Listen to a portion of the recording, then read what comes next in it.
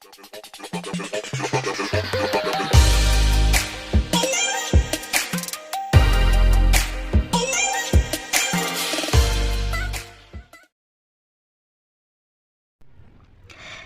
everyone, welcome back to my channel. This is my first video of NEET revision series. In this video, we learn about genetic disorders. So, this is NEET revision series and we learn about genetic disorders. So, firstly, genetic disorders are of two types. The first one is Mendelian disorder and the second one is chromosomal disorders. Okay, genetic disorders को हमारी जो 12th class की book है उसके अंदर हम दो parts में डिवाइड करते हैं. एक होता है मेंडेलियन डिसऑर्डर, एक होता है क्रोमोसोमल डिसऑर्डर. जैसे कि आपने जब भी बात आ जाती है मेंडल की, मेंडेलियन यहाँ से निकलता है मेंडल. तो मेंडल जो होते हैं वो हमारे ग्रेट साइंटिस्ट थे, जैसे कि आपको पता ही है, और आपने जेनेटिक्स के अंदर पढ़ा होगा कि मेंडल ने जीन्स के बारे में स्टडी करी थी. तो जब हम मेंडेलियन डिसऑर्डर की बात करते हैं तो कोई ना कोई हमारी जीन के अंदर क्या आया होगा, ऑल्टरनेशन आया होगा, इसीलिए हम उसको क्या बोलते हैं, Mendelian disorder. Okay, and chromosomal आपको यहाँ से पता चल रहा है, दैट इज क्रोमोसोम. इसका मतलब हमारे किसी क्रोमोसोम के अंदर कोई ना कोई ऑल्टरनेशन आया होगा, तब हम उसको बोलते हैं chromosomal disorder. Okay, so genetic disorder are of two type. First one is Mendelian disorder and the second one is chromosomal disorder. Mendelian disorder में आपको पता है मेंडल है तो इसका मतलब कोई ना कोई जीन्स में ऑल्टर आया होगा. क्रोमोसोमल तो क्रोमोसोम है तो इसका मतलब क्रोमोसोम्स में कोई ना कोई डिसऑर्डर आया होगा. Now Mendelian disorders are of 6 types, that is color blindness, hemophilia, sickle cell anemia, phenylketonuria, thalassemia and cystic fibrosis. इनके बारे में अब हम एक एक करके पढ़ेंगे भी. So Mendelian disorders are of 6 types: color blindness, hemophilia, sickle cell anemia, phenylketonuria, thalassemia and cystic fibrosis. You have also learned that these all the 6 are recessive trait. Only one is dominant and that is myotonic dystrophy.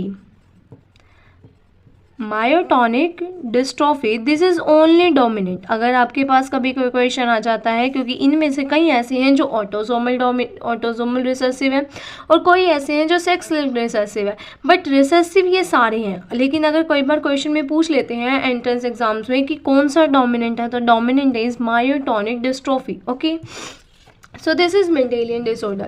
Now we have chromosomal disorder. Chromosomal disorders are 3, that is Down syndrome, Klinefelter syndrome and Turner syndrome. So this is the basically differentiation between Mendelian disorder and chromosomal disorder. अब हम सबसे पहले Mendelian disorder के एक एक part को ध्यान से समझेंगे. ये मैंने आपके लिए पार्ट सारे यहाँ रख दिए हैं. अब इसमें से आप देख के हम समझते जाएंगे. तो first one is colour blindness. Okay, अब देखो, कलर को हिंदी में बोलते हैं रंग. तो रंग को अगर मैं इंग्लिश की फॉर्म में लिखना चाहूँ तो मैं कैसे लिखूँगी, RANG, रंग. सो R stands for red and G stands for green. तो कलर, इसका मतलब ये है कि यहाँ पर हम रेड और ग्रीन में डिफ्रेंशिएट नहीं कर पाते. ठीक है, और ये कैसा होता है, सेक्स लिंक्ड होता है. इसका मतलब जो कलर ब्लाइंडनेस है हमारी वो कैसी है, तो कलर ब्लाइंडनेस हमारी सेक्स लिंक्ड है. ओके, और रिसेसिव तो हमने देखा ही है कि सारी है. तो इसका मतलब जो हमारा कलर ब्लाइंडनेस है वो क्या है, रेड और ग्रीन में. कलर ब्लाइंडनेस में क्या होता है, जो हमारे कोन्स होते हैं वो रेड और ग्रीन कलर में डिफ्रेंशिएट नहीं कर पाते. तो कलर से हमें याद हो गया कि कौन कौन से कलर में वो हमारी जो आईज है वो डिफ्रेंशिएट नहीं कर पाती. नेक्स्ट हमारे पास आता है haemophilia. Haemophilia is also a sex linked. So hemophilia is also a sex linked and hemophilia is a clotting disorder. That means अगर आपकी बॉडी के अंदर कोई स्मॉल सा कट भी लग जाता है तो कंटिन्यूसली उससे क्या होता है, ब्लीडिंग्स होती रहती है. कंटिन्यूसली उससे क्या होता है, ब्लीडिंग होती है. आपकी बॉडी के वो कैपेसिटी लूज हो जाती है जब बॉडी क्लॉट कर लेती है. तो that's why it is a clotting disorder. Okay, so that's all about haemophilia. Next we have sickle cell anaemia. तो sickle cell anaemia is a autosomal disease और मैंने आपको बताया रिसेसिव सारी हैं. तो sickle cell anaemia is autosomal. Okay, and इसमें जो डिसीज्ड फिनोटाइप होता है वो होता है HBS. अगर आपको लिखा मिले like that HBA, so this is normal. But अगर आपको लिखा मिले HbA HbS and this is carrier, okay, this is normal, this is carrier, but this is diseased phenotype, okay. अब इसके अंदर क्या होता है, देखिए सबसे पहले आपको ये पता होना चाहिए कि जो हमारा हेमोग्लोबिन होता है उसकी दो चेन्स होती है, the first one is alpha chain and the second one is beta chain, okay. तो इसके अंदर सिकल सेल एनीमिया में इस हेमोग्लोबिन की बीटा चेन के अंदर 6th पोजीशन पे जो हमारा ग्लूटामिक एसिड होता है वो वेलिन से कन्वर्ट हो जाता है।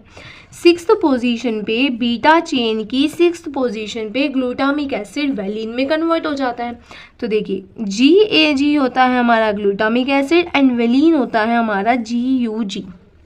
तो सिकल सेल एनीमिया में आपको क्या याद करना है कि sickle cell anaemia is autosomal, HbS diseased phenotype होगा और हेमोग्लोबिन की इस बीटा चेन की 6th पोजीशन पे ग्लूटामिन जो होगा वो वेलिन के अंदर कन्वर्ट हो जाएगा, okay.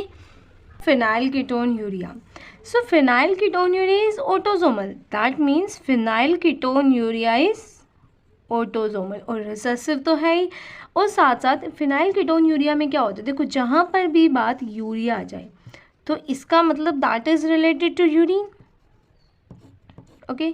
So phenylketonuria की एक डिजीज़ है जिसमें क्या होता है हमारी बॉडी के अंदर एक प्रोडक्ट एक फिनाइल एलीन होता है, ठीक है।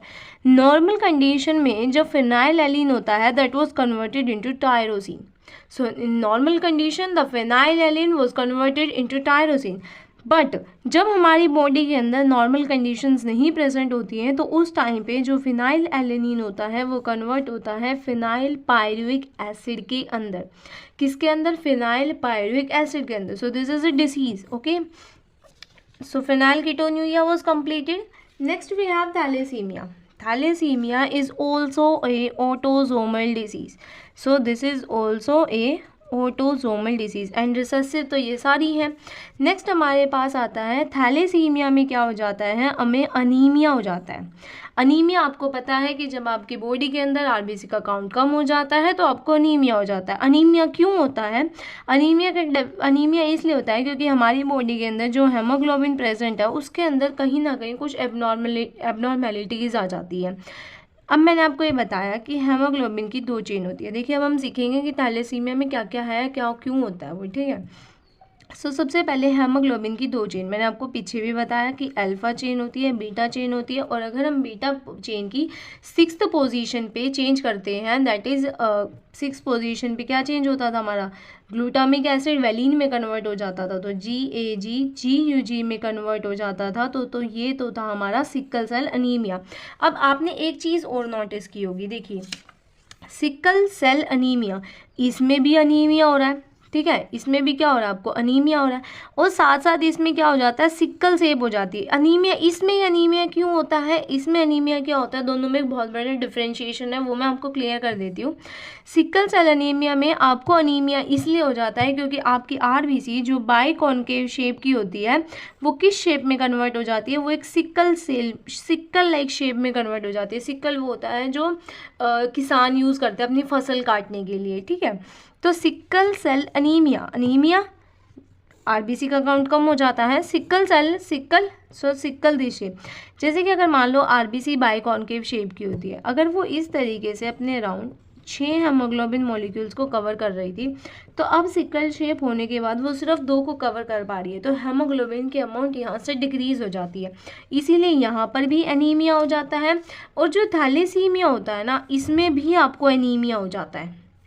क्यों, क्योंकि इसमें भी हेमोग्लोबिन की अमाउंट अबनॉर्मल हो जाती है। अभी हम ये सीखेंगे कि इसमें कैसे होती है। देखिए हेमोग्लोबिन की दो चेन्स होती है, first one is alpha chain and the second one is beta chain, और बीटा चेन की 6 पोजीशन पे चेंज होने से सिकल सेल एनीमिया होता है। अब थैलेसीमिया कैसे होता है, देखो थैलेसीमिया जो होता है वो हमारे पास 2 टाइप्स का होता है, the first one is alpha thalassemia and the second one is beta thalassaemia.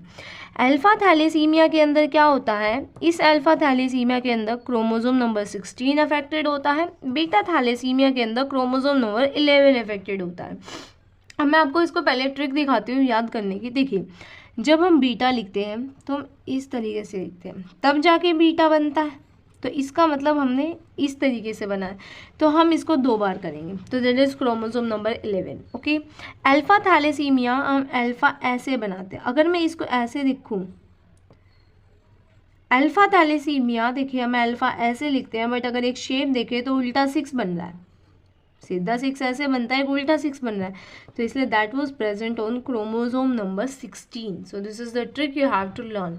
Okay, अब अल्फा थैलेसीमिया में 2 क्लोजली लिंक्ड जीन्स होती हैं और बीटा थैलेसीमिया में 1 क्लोजली लिंक्ड जीन होती है। पहले तो आप यहाँ से देख ही रहे हो, इसमें एक जैसे 2 अक्षर हैं, तो इसमें एक ही जीन लिंक्ड होती है। और हेमोग्लोबिन HB तो हमें हर एक में डालना है, क्योंकि हेमोग्लोबिन की वो चेन्स है ये, तो यहाँ पर हम डालते हैं जब हमारे पास 2 अलग अलग लेटर हो गए, तो A1 A2। अब एक ही लेटर सेम है, तो इसलिए हम यहाँ पे डाल देते हैं B। ओके, सो ये आपको याद करने में यहाँ से ट्रिक से आसानी हो जाएगी। अब आपने एक चीज़ देखी होगी, आपके कई बार, बहुत ज़्यादा बार आपके क्वेश्चंस आता है कि कौन सी क्वालिटेटिव है, कौन सी क्वांटिटेटिव है, ऐसा क्या है इन दोनों में जो डिफ्रेंशिएट करता है इन दोनों को। तो देखिए, एक है सिकल सेल एनीमिया, जो मैंने आपको अभी भी समझाया, थैलेसीमिया भी मैंने आपको समझाया। अब मैं आपको बताती हूँ कि कौन सी क्वालिटेटिव प्रॉब्लम है और क्यों है। सिकल सेल एनीमिया जो है वो एक क्वालिटेटिव प्रॉब्लम है, वहीं पर थैलेसीमिया जो है वो क्वांटिटेटिव प्रॉब्लम है। अब पहले इन दोनों में डिफ्रेंशिएशन समझते हैं। क्वालिटेटिव का मतलब होता है क्वालिटी, इसका मतलब उसकी क्वालिटी अच्छी नहीं है। जब हम कहते हैं कि हम कभी बार मार्केट में जाते हैं तो हम कहते हैं इस कपड़े की क्वालिटी अच्छी नहीं है। तो सिकल सेल एनीमिया में जो ग्लोबिन मॉलिक्यूल्स बन रहे हैं, जो हमारा आरबीसी से जो ग्लोबिन मॉलिक्यूल बन रहे हैं, उसकी क्वालिटी अच्छी नहीं है। बट थैलेसीमिया कहता है क्वांटिटेटिव, थैलेसीमिया कहता है कि उसकी क्वांटिटी अच्छी नहीं है। क्वांटिटी का मतलब होता है मात्रा, क्वांटिटी का क्या मतलब होता है? मात्रा। इसका मतलब उसकी मात्रा अच्छी नहीं है, ठीक है। तो thalassemia is a quantitative problem and the sickle cell anaemia is a qualitative problem. अब आपको इनके बारे में पता होना चाहिए। देखिए, क्वालिटेटिव प्रॉब्लम क्यों है? क्योंकि सिकल सेल एनीमिया में ग्लोबिन बन तो रहा है बट वो इनकरेक्टली बन रहा है, क्योंकि हमने देखा सिर्फ और सिर्फ क्या हुआ, GAG के अंदर कन्वर्ट हो गया। ग्लोबिन बन तो उतना ही रहा है बट क्या हो गया, इसके चेंज होने की वजह से वो गलत बनने लगा, बट बन तो उतना रहा। इसका मतलब उसकी क्वालिटी अच्छी नहीं है।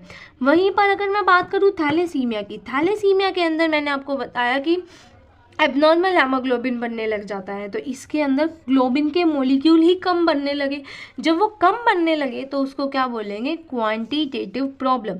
ये बहुत ज़्यादा इम्पोर्टेंट है, बहुत ज़्यादा, बहुत बार इससे क्वेश्चंस आता है, असर्शन रीजंस में इससे क्वेश्चंस आते हैं। एंड ऑल्सो आजकल तो नीट के पेपर में आपको पता है कैसे होने लगा है, वो बहुत सारी स्टेटमेंट बेस दे देते हैं और उसमें पूछते हैं कौन सी स्टेटमेंट करेक्ट है, कौन सी स्टेटमेंट इनकरेक्ट है। So that's a very important topic. आपको ये पता होना चाहिए कि कौन सा जो है वो हमारा क्वालिटेटिव है, कौन सा क्वांटिटेटिव है। असर्शन रीजंस में भी हम इसका यूज़ बहुत ज़्यादा करते हैं, ठीक है। So that's it. अब आपने देखिए क्या क्या सीख लिया, कलर ब्लाइंडनेस देख लिया, आपने हीमोफीलिया देखा, ये दोनों हमारे सेक्स रिलेटेड थे, आपने देख लिया। नेक्स्ट हमारे पास 3 आए, वो ऑटोसोमल थे। और सिस्टिक फाइब्रोसिस आपकी बुक के अंदर नाम दिया गया है, जहाँ पर बात की गई है कि मेंडेलियन डिसऑर्डर्स कौन कौन से होते हैं, बट ये नहीं बताया गया है, ना ही इसके बारे में ज़्यादा डिफ्रेंशिएशन दिया गया है, ना ही ये था। बट ये मैंने देखा है बहुत सारे क्वेश्चन में बार बार पूछा जाता है। कई बार क्या करते हैं, वो आपको बोल देते हैं कि इनमें से बताओ कौन सा ऑटोसोमल डोमिनेंट है या फिर कौन सा सेक्स लिंक डोमिनेंट, और आपको 4 ऑप्शंस दे देते हैं। तो उसमें से आपको एक ऑप्शन को जो है वो सिलेक्ट करना होता है। तो दैट्स वाई आपको ये पता होना चाहिए कि मायोटोनिक डिस्ट्रोफी, इसमें D आ रहा है, तो इस वजह से ये क्या होता है, डोमिनेंट होता है। Okay, next we have chromosomal disorders. तो फर्स्टली आपने क्रोमोसोमल डिसऑर्डर्स में देखा कि हमारे पास 3 क्रोमोसोमल डिसऑर्डर्स थे। That was Down syndrome, Klinefelter syndrome and the next was Turner syndrome. हमें इन तीनों के बारे में पढ़ना है, बट उससे पहले आपकी NCERT के अंदर एक पॉइंट है जो बहुत सारे बच्चों को कन्फ्यूजन में डाल देता है। दैट वाज कि chromosomal disorders are of 2 types. The first one is aneuploidy and the second one is polyploidy. Okay, aneuploidy क्या होता है और polyploidy क्या होता है? बच्चे बहुत ज़्यादा कन्फ्यूजन में होते हैं। इसे देखिए, अगर सिर्फ और सिर्फ एक सिंगल क्रोमोसोम का आपकी बॉडी के अंदर या तो गेन हो रहा है या लॉस हो रहा है, तो that is called aneuploidy. So what is aneuploidy? Aneuploidy is gain or loss of chromosome. Single chromosome का अगर गेन होता है, लॉस होता है, तो that is called aneuploidy. But अगर होल सेट ऑफ क्रोमोसोम, मतलब क्रोमोसोम का जो पूरा का पूरा एक सेट है, अगर उसका इंक्रीज होता है बॉडी के अंदर, दैट इज कॉल्ड पॉलीप्लॉइडी। देखिए पॉलीप्लॉइडी साफ साफ पता चल रहा है कि ये क्या दिखा रहा है, पोली, पोली का मतलब बहुत सारे। अब हम सीखेंगे डाउन सिंड्रोम। डाउन सिंड्रोम में क्या होता है, जो हमारा क्रोमोसोम नंबर 21 होता है उसकी ट्राइसोमी हो जाती है, ठीक है। और इसके अंदर अगर किसी पर्सन के अंदर डाउन सिंड्रोम हो जाता है तो उसके अंदर क्या क्या उसको अपीयरेंस से आपको किस चीज़ से आपको पता चलेगा कि उसके अंदर डाउन सिंड्रोम है, तो उसके अंदर कुछ ये हो जाता है, that is called short stature. उसकी जो हाइट होगी वो आपको बहुत स्मॉल दिखाई देगी और उसका जो हेड होगा वो बिल्कुल छोटा सा होगा और राउंड होगा बिल्कुल। नेक्स्ट उसकी टंग जो होगी वो फररोड होगी एंड उसका पार्शली ओपन माउथ होगा एंड ब्रॉड पाम होगी। तो अगर आपको उसके अंदर ये 5 करेक्टरिस्टिक्स दिखाई दे रही हैं तो that means it is Down syndrome, it is the features of Down syndrome. Okay, next we have 2, Turner syndrome and Klinefelter syndrome. अब हम इन दोनों को देखते हैं। देखिए दिस इज टर्नर सिंड्रोम के अंदर क्या होता है, टर्नर, टर्नर का मतलब चेंज हो जाना, टर्न हो जाना, ठीक है। सो टर्नर क्या हो, टर्नर सिंड्रोम नॉर्मल फीमेल के अंदर क्या होता है, XX होता है, ठीक है। बट टर्नर सिंड्रोम में क्या होता है, उसका एक एक्स उसको लूज करना पड़ जाता है and that was converted into XO। तो ये नॉर्मल थी तो फीमेल है, अभी भी फीमेल, बट ये कैसी हो गई, स्टेराइल हो गई, अब ये रिप्रोड्यूस नहीं कर सकती। ओके, क्लिनफेल्टर सिंड्रोम में क्या होता है, XY। ओके, आपको पता है मेल्स के अंदर XY होता है, बट क्लिनफेल्टर सिंड्रोम में क्या होगा, एक एक्स्ट्रा हो जाता है, एक एक्स एक्स्ट्रा आ गया, मतलब था तो ये मेल, XY होने की वजह से था तो ये मेल, बट एक एक्स एक्स्ट्रा आने की वजह से इसके अंदर कुछ फीमेल करेक्टर्स आ गए। जैसे ही फीमेल करेक्टर्स आए ये क्या हो गया, स्टेराइल हो गया, स्टेराइल हो गया, ठीक है। साथ साथ इसके अंदर जो फीमेल करेक्टर आता है उसको एक नाम दिया जाता है, that is called gynaecomastia, that is called gynaecomastia. Gynaecomastia का मतलब होता है डेवलपमेंट ऑफ ब्रेस्ट, गायनेकोमास्टिया का मतलब होता है डेवलपमेंट ऑफ ब्रेस्ट। अब मैं आपको यहाँ पर इसको याद करने की भी बताती हूँ, कई बार मुझे भी बहुत कन्फ्यूजन होती थी कि टर्नर सिंड्रोम और क्लिनफेल्टर सिंड्रोम में कौन सा ऐसा होता है जिसमें O में कन्वर्ट हो जाता है और कौन सा ऐसा होता है जिसमें X में कन्वर्ट हो जाता है। सो देखिए अगर आप ध्यान से देखो, मेल में हमें ये तो याद हो गया कि मेल से फीमेल बनेगी, फीमेल से मेल बनेगा, तो मेल्स नॉर्मली क्या होते हैं, XY, ठीक है। हमने तो ये देखा था कि जब XY होता है तो XY में तो एक एक्स एक्स्ट्रा लग जाता है, तो ये बड़ा है ना, ये इससे बड़ा हो गया। अगर बड़ा हो गया तो इसका मतलब इसका नाम भी जो होगा वो क्या होगा, बड़ा होगा। अब बड़ा नाम किसका है, इसका है या इसका है, तो बड़ा नाम इसका है ना, बड़ा नाम इसका है क्लिनफेल्टर का, तो दैट्स वाई क्लिनफेल्टर सिंड्रोम में क्या होगा, XY से XXY कन्वर्ट हो जाएगा। अगर आपको इनको याद करना है तो सबसे बेस्ट ट्रिक यही है, कभी भी ट्रिक्स याद करनी हो ना तो हमेशा आप उसी में से ट्रिक्स निकालिए जो आपका टॉपिक है, वो आपके लिए बहुत इजी रहती है। मैंने एक चीज़ याद की कि मेल XY होता है और उसको कन्वर्ट होना था, मुझे ये पता था डबल X होगा तो उसको XO में कन्वर्ट होना है, और अगर मेरे पास XY है तो उसको XXY में कन्वर्ट होना है। तो इसको कन्वर्ट किस में होना है, XXY में, तो बड़ा बन गया, बड़ा बन गया तो इसका नाम भी बड़ा, बड़ा नाम क्या है, क्लिनफेल्टर syndrome.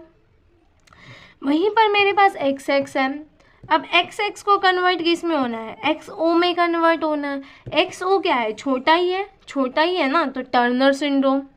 Okay, so this is the definition, this is basically, so if you like my video please hit the like button and also please subscribe my channel and do your valuable comment in comment box.